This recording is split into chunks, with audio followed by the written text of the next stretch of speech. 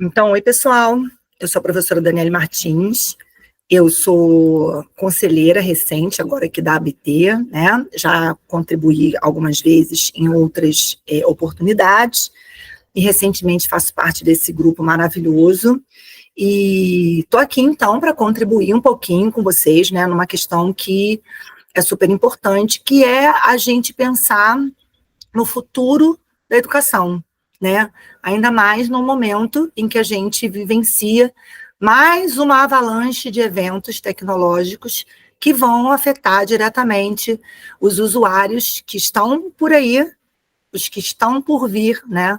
E, portanto, os nossos alunos dentro da sala de aula, os nossos professores que trabalham nas escolas, os educadores em geral, assim como aqueles estudantes que estão em processo de formação, né? Então, eu vou compartilhar minha tela, que eu tenho, na verdade, um tempinho que é reduzido, né, é mais um bate-papo, mas no final da minha apresentação tem as referências, para quem quiser se aprofundar, eu posso estar colocando depois o link da onde eu peguei, tá? Então, vou apresentar minha tela aqui, só um minutinho. Aqui, muito bem. Vamos lá.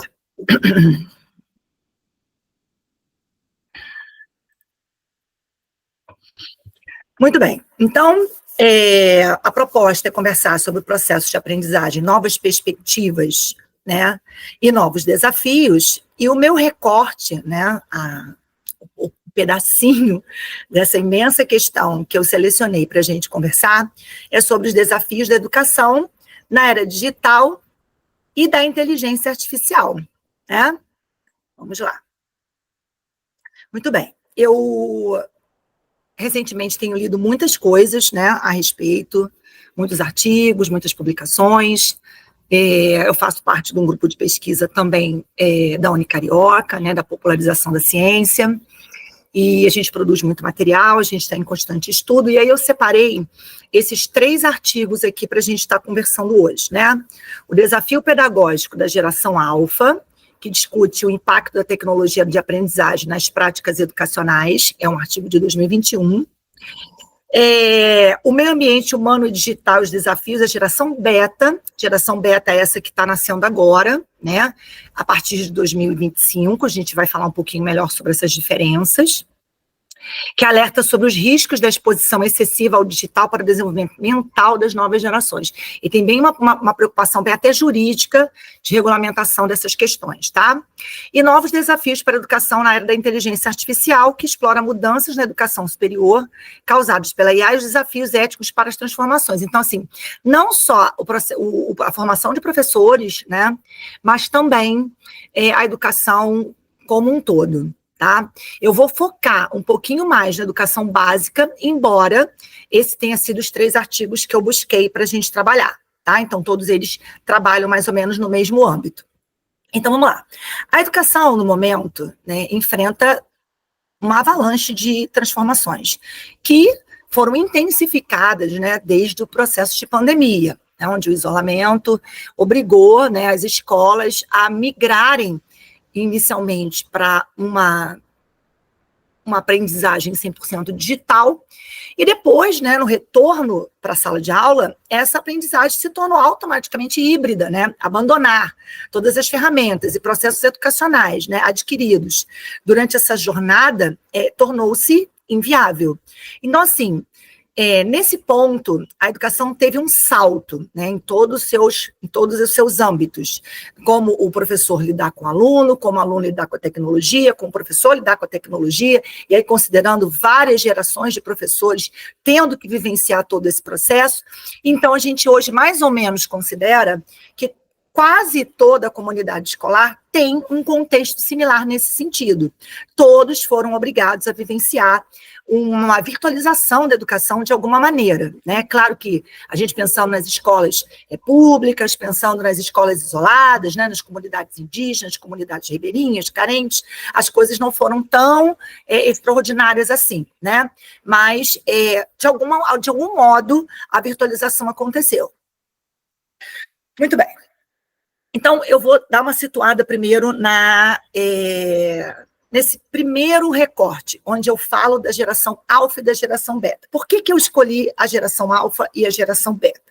Porque são as crianças e jovens que a gente vai ter nos próximos anos, né? Pelo menos nas próximas décadas, porque assim, se a gente for pegar a divisão de gerações para trás, né, os milênios, né, os X, existia um gap entre as gerações muito grande, né? Então, para quem não está inteirado dessas classificações, todo mundo sabe que a sociedade modifica o homem e vice-versa. Então, portanto, todos os eventos que acontecem na sociedade modificam as gerações. Então, por exemplo, a era da televisão, a era do rádio, isso fazendo um apontamento para tecnologias em geral, né, que é o nosso foco.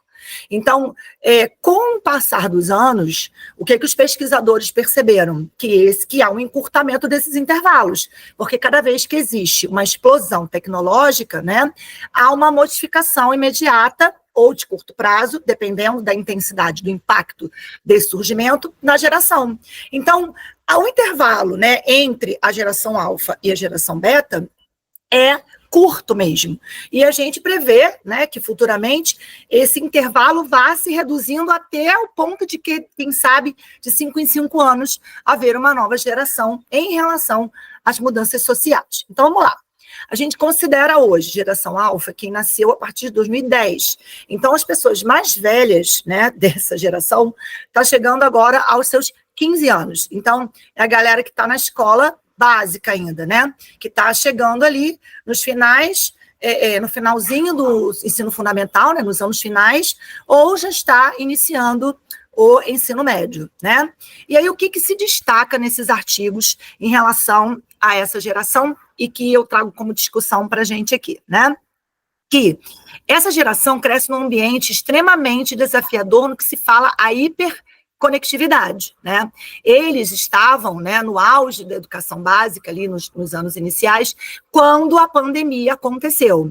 Então, houve um impacto bem significativo, por exemplo, em crianças que estavam na alfabetização, crianças que estavam chegando ao ensino fundamental, os anos iniciais. Então, crianças que estavam chegando à própria escola em si, considerando os mais jovenzinhos. Então, assim, essa geração, ela foi bastante impactada por todas essas movimentações tecnológicas que nós sofremos nos últimos anos, né? E aí, quais são os pontos positivos e negativos dessa geração que vale a pena a gente parar aqui para pensar, né? Vamos começar com o positivo. São mais espontâneos, curiosos, né? E tem uma autonomia em relação ao digital, a buscar as coisas muito maior. Só que, em relação ao aprendizado, né, em relação a botar a mão na massa de certas questões, como, por exemplo, a escrita, como, por exemplo, trabalhos manuais, né, a relação é outra, porque, veja bem, eles tiveram um gap de algum tempo sem esse contato físico com a escola e com esses instrumentos, e estavam em casa com o auxílio dos pais. Então, assim, a gente tem que pensar em várias camadas, né? Mas no que se refere à tecnologia, isso vale a destacar. Em contrapartida, são extremamente impacientes, então, assim, o excesso de contato com informações em curto espaço de tempo, cada vez mais veloz, né, faz com que o cérebro, e aí a neurociência explica, né, se acostume com aquilo que é imediato.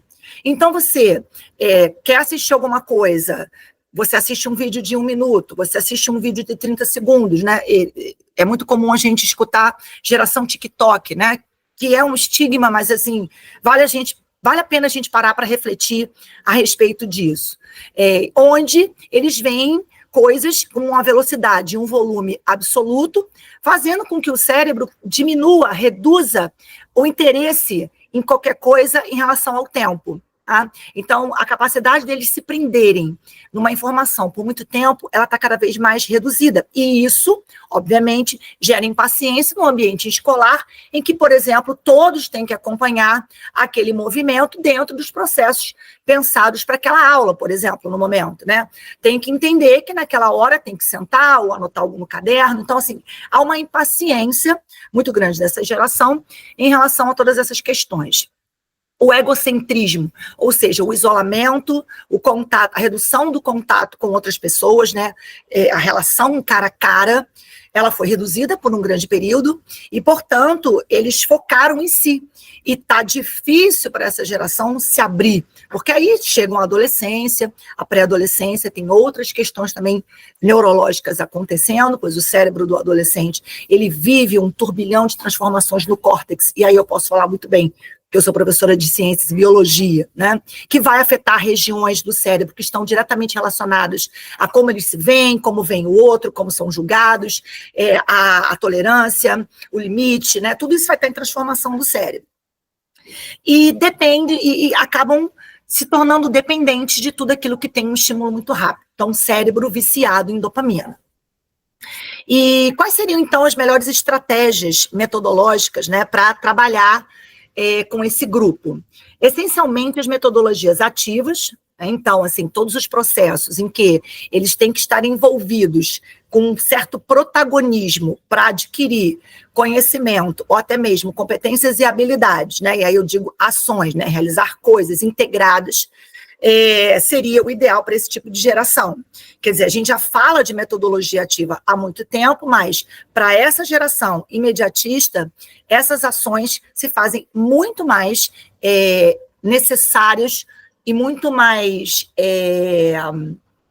indispensáveis do que antes, por assim dizer, né? Não dá para se pensar a educação com esse grupo sem pensar em metodologias ativas, né? Além disso, tentar utilizar as tecnologias hoje presentes para personalizar a educação. Então, eu vou falar mais à frente, mas, por exemplo, o uso de IA para, de repente, construir, né, um plano de estudo para uma criança que tem alguma neurodivergência, hoje, através da IA, se faz mais fácil. A gente consegue, por exemplo, programar um chatbot, mesmo que seja simples, gratuito, em cima das informações que a gente tem para o grupo, pedindo a ele que converta, por exemplo, aquela atividade para uma criança com uma necessidade X, Y ou Z. Tá? Além disso, focar no desenvolvimento socioemocional. Então, assim, o SOI da escola nunca teve um papel tão importante na vida dos jovens, reconhecido como tem hoje.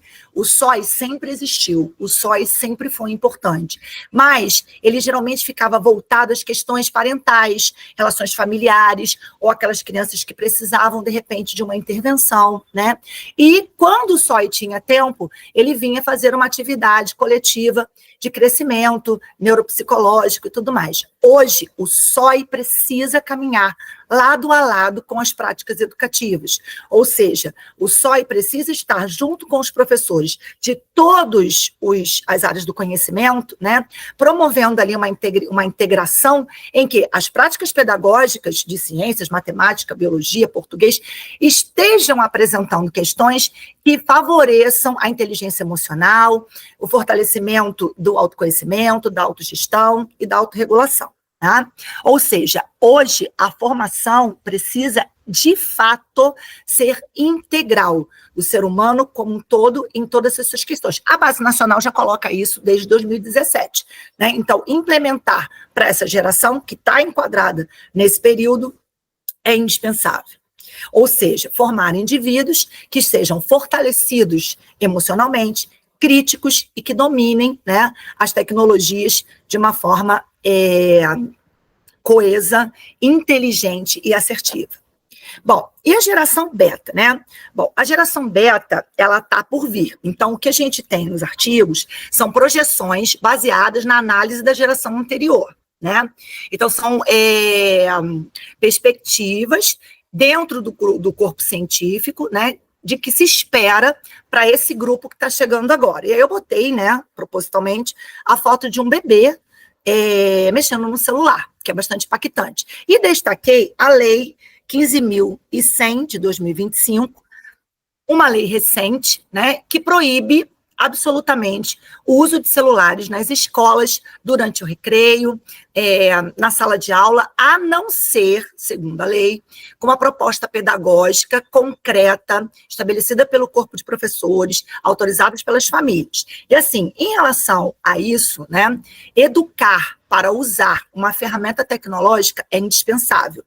Quando a gente precisa fazer uma lei para mostrar que isso é importante, a gente falhou em alguns aspectos, né?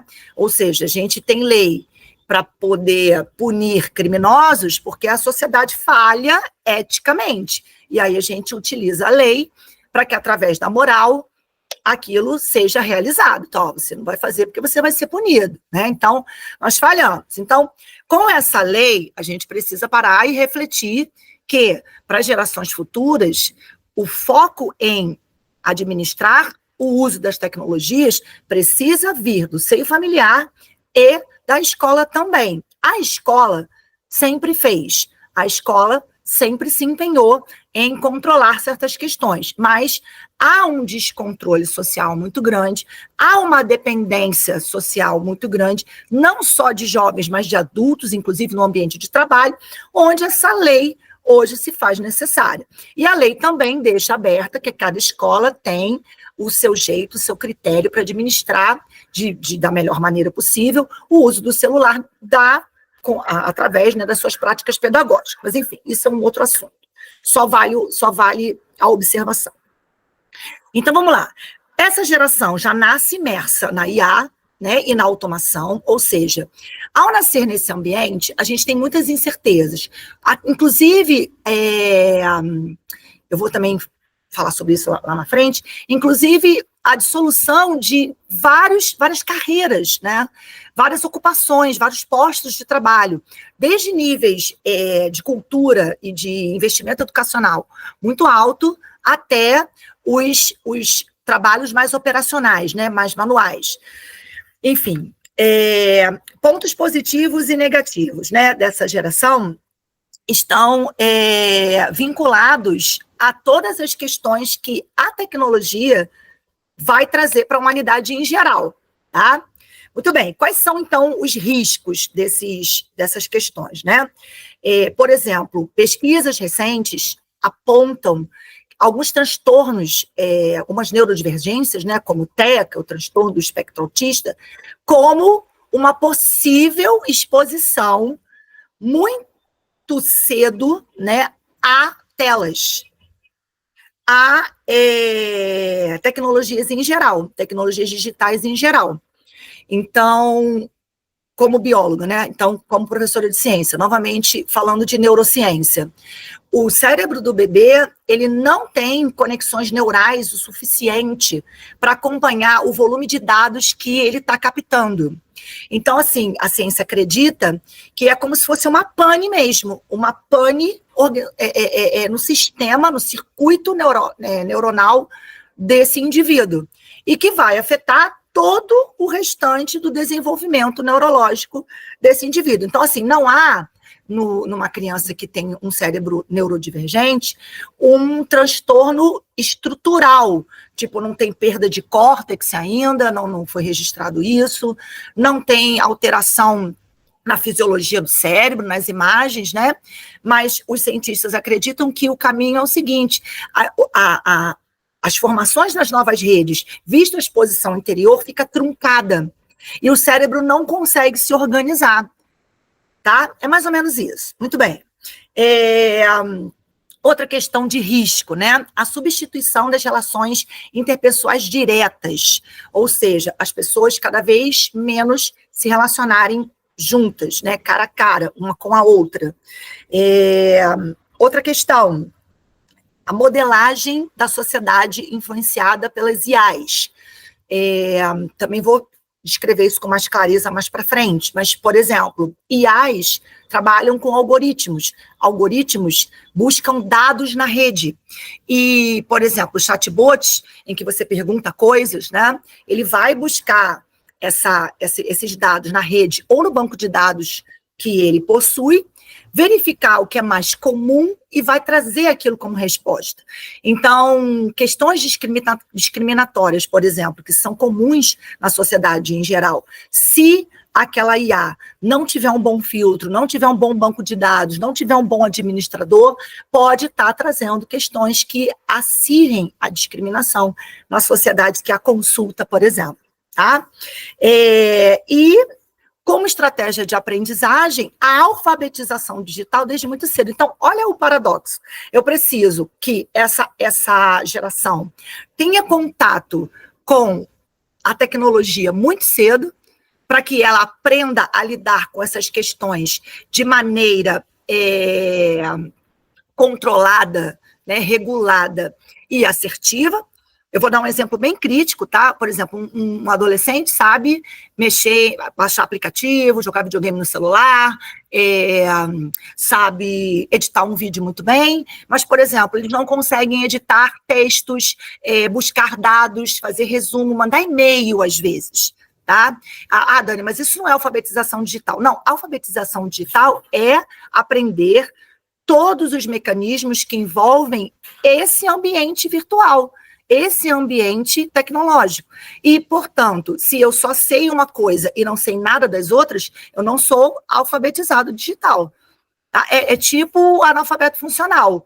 Eu sei ler uma palavra, mas eu não entendo um texto, né? Ou não consigo escrever, ou não consigo me comunicar. Né? Porque aí há uma outra questão do que é alfabetização. Se você se comunica, você está alfabetizado. Enfim, é uma outra questão. Mas é nesse sentido de você não ter o domínio, de fato, integral daquilo que você está manipulando. Estou perdendo muito tempo, estou falando demais num slide só. Então, vamos lá. E o impacto da tecnologia na educação e o papel do professor, tá? Então, vamos lá. Não é de hoje que a gente fala de professor mediador. Né? Já temos um tempo em relação a isso, mas o que os artigos destacam, e o que os vários artigos destacam, né, é que é impensável um professor do século XXI ter outro comportamento que não seja de professor mediador, né? E que seja capaz de atuar na curadoria de materiais, curadoria de aplicativos, curadoria de textos, curadoria de recursos e de ferramentas tecnológicas em geral, que domine as IAs, que não tenha medo das IAs, que utilize as IAs para processos, para construir, por exemplo, com mais velocidade e com mais riqueza, né, seus processos pedagógicos, tá?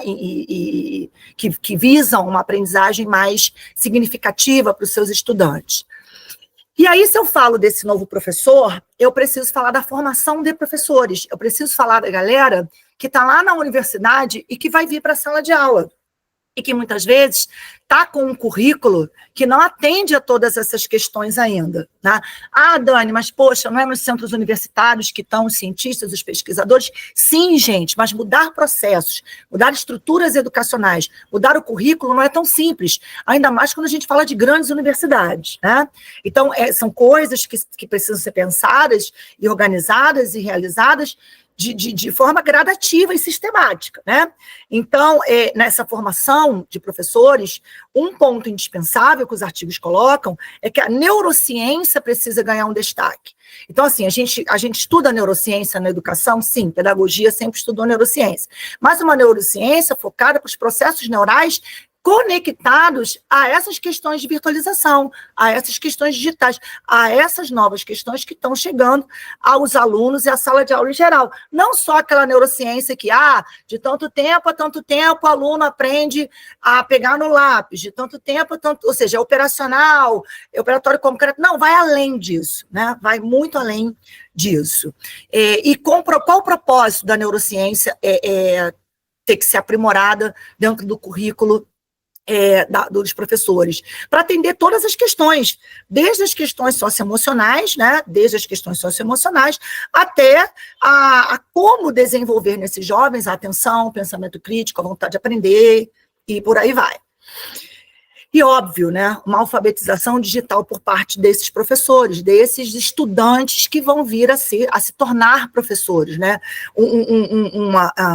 uma condição deles chegarem ao mercado de trabalho dominando essas ferramentas, entendendo o que é IA, sabendo utilizar os diferentes aplicativos que trabalham com IA, entendendo que existem alguns que são melhores que outros, porque precisa entender qual é o banco de dados, qual é o filtro, qual é o tipo de algoritmo, né, generativa, interativa. Isso tudo o professor precisa vir para a sala de aula dominando. Então, por que não isso está no processo de formação de professores, né? Bem, e os processos de aprendizagem, né? Qual seria a observação em relação a eles, né? E ó, já falei das metodologias ativas em relação à geração alfa e beta, óbvio, e, portanto, elas vão aparecer aqui. Né? Não só as metodologias ativas, mas como ambientes integradores. Então, salas de aulas temáticas, ou aulas em espaços abertos, salas de aulas compartilhadas. Então, por exemplo, uma sala de aula que integre ciências e geografia, que integre matemática com artes. Então, pensar... Claro que quando a gente fala uma coisa dessa, não é simples. Né? Volto a dizer, são mudanças estruturais significativas. E ainda pensando na escola pública, na escola ribeirinha, numa escola indígena, né? Então, claro que isso não vai mudar da noite para o dia, mas isso tem que ser trazido para a discussão. Atividades gamificadas, né? Onde, o que é gamificação? Não é usar um joguinho na sala de aula, né? É você tornar cada etapa do processo de aprendizagem progressiva, onde as pontuações sejam bonificações, que podem ser pontos, podem ser premiações, e cada nível do processo de aprendizagem, o aluno esteja aprendendo determinadas habilidades ou skills, né? Então, para próximo nível, para a próxima atividade, eu preciso das habilidades, das skills anteriores. Então, isso aqui é um processo gamificado. Você pode fazer isso com um jogo digital, você pode fazer isso com um jogo analógico, você pode fazer isso com um laboratório, não necessariamente um game, tá, gente? Tem muito conceito de gamificação errado por aí. A cultura maker, né? A cultura maker vem do STEAM, um ambiente em que promove a mão na massa e a transdisciplinaridade, ou seja, transdisciplinaridade é um processo complicado, porque você tem que entender que eu não vou trabalhar um ponto em português, o outro em matemática e em outro geografia. Aquele assunto vai ser trabalhado para as diferentes áreas do conhecimento de modo a integrar um todo. Isso é que é transdisciplinar. Então, fazer um movimento desse é bem difícil. Algumas escolas já estão trazendo a cultura maker para a sua realidade. Geralmente, as escolas particulares começam primeiro, porque elas têm condição, elas têm como investir, né? Mas a escola pública também já começa a pensar, já começa a abraçar essas questões, e isso tem que chegar lá na escola ribeirinha, lá, né? Naquela escola miudinha que eu estou falando aqui o tempo todo. E personalização do ensino, né? Volto a dizer, com as IAs, isso veio com um grande facilitador, tá? Por exemplo, para eu construir tudo isso aqui que eu estou trazendo para vocês, né? Eu fiz um levantamento com auxílio de IAs, para buscar artigos relevantes, para comparar dados, para levantar... Então, assim, não tem como hoje se pensar, né, na educação sem se apropriar das IAs de forma adequada. Bom, desafios éticos e preocupação no uso da tecnologia. Então, como eu acabei de falar, a IA generativa e a interativa já faz parte da sala de aula. Isso é uma realidade, né? Tanto para alunos que vão buscar o que você mandou ele pesquisar em casa, vai buscar, sim, no ChatGPT, tá? Ele vai, e aí, o que seria interativa e generativa? A interativa vai buscar um banco de dados e vai trazer a informação mais comum para te apresentar, né? A generativa já vai utilizar os comandos que você ofereceu para ela para criar algo em cima disso. Então, ela gera uma coisa nova. Então, vou dar 2 exemplos. Se o aluno quer que você mandou ele para fazer uma redação, né, para casa, simplesmente. Ele vai pegar aquela informação, vai jogar num chatbot comum, e ele vai trazer uma redação, por exemplo, de um aluno nota 10 do Enem. E aí você vai ver que aquilo ali foi feito por uma IA, né? Que ele é impraticável, que ele tem um aluno que não escreve brilhantemente, ter vindo com uma nota 10, né? Uma redação impecável, né? Então, isso seria, por exemplo, um exemplo de IA interativa. Numa IA generativa, né, o aluno poderia, por exemplo, num trabalho de arte, né, a professora pedir que ele trouxesse uma imagem criativa com tais cores, tais linhas, tais formas inspiradas no autor tal. E aí ele pegaria essas informações da professora e jogaria nessa IA e, apoiado nesses dados, a IA traria diversas imagens novas com aquelas referências para ele apresentar para a professora. Né? E aí, a forma como o professor vai absorver esse material é que precisa ser pensado, né? Por isso questões éticas em relação a isso. Então, passar hoje trabalhos, projetos, deveres, para o professor está mais complicado, porque ele precisa entender que o processo envolvido na construção daquele projeto é simples, é mecânico, ele vai fazer na IA.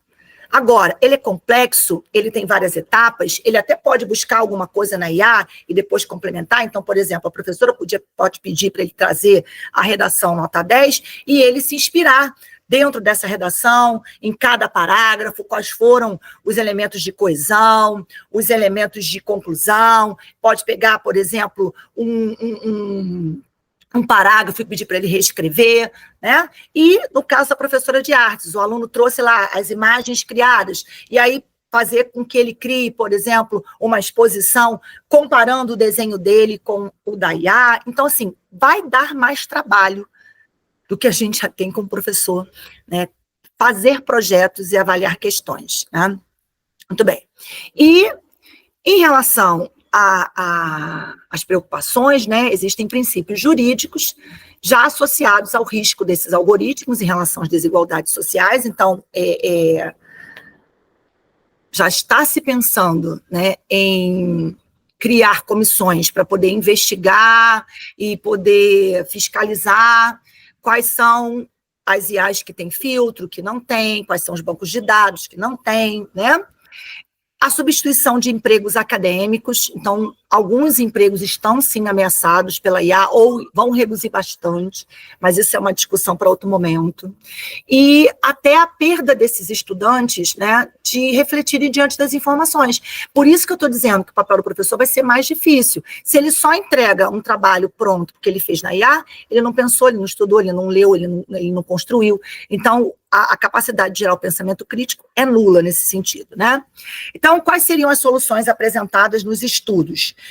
Obviamente, um equilíbrio entre a tecnologia, entre o uso da tecnologia em relação ao que se espera dela, e pensar que essa tecnologia não pode substituir a interação humana para o processo de aprendizagem, ou seja, o papel do professor torna-se mais indispensável do que nunca. Então, se existe uma profissão que não está ameaçada com a chegada da inteligência artificial, é a profissão de educador. Bom, então, conclusão. Eu não sei nem quanto tempo está, acho que eu já passei dos 10 minutos, mas vamos lá. Acho que eram 10 ou 20 minutos. A educação, obviamente, enfrenta essa questão da inteligência artificial, né? Então, desde a educação básica até o ensino superior, isso está sendo amplamente impactado. Então, a sustentabilidade da educação está ligada diretamente à integração, de forma equilibrada, obviamente, da tecnologia com pensamento crítico e com o desenvolvimento de inteligência, de competências socioemocionais. Bom, em relação aos professores e instituições em geral, de educação e de formação, né? Precisam se adaptar a essa realidade, né? Focar em formar cidadãos autônomos, criativos e eticamente responsáveis, né? Ou seja, a IA e o ambiente digital em geral, né, não deve ser visto apenas como uma ameaça, mas sim como uma oportunidade de transformar a educação, a sociedade e o mundo em geral.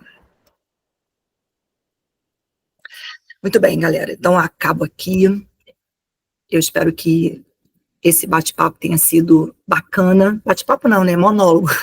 Porque eu não estou falando com ninguém, infelizmente. Eu adoro bater papo, mas a gente está... O estilo, né, da conversa, de bate-papo. Então, essa conversa tenha sido interessante para vocês. Eu deixo aqui, então, as referências dos artigos que eu fui buscar os recortes para estar apresentando aqui. E até a próxima. Até logo.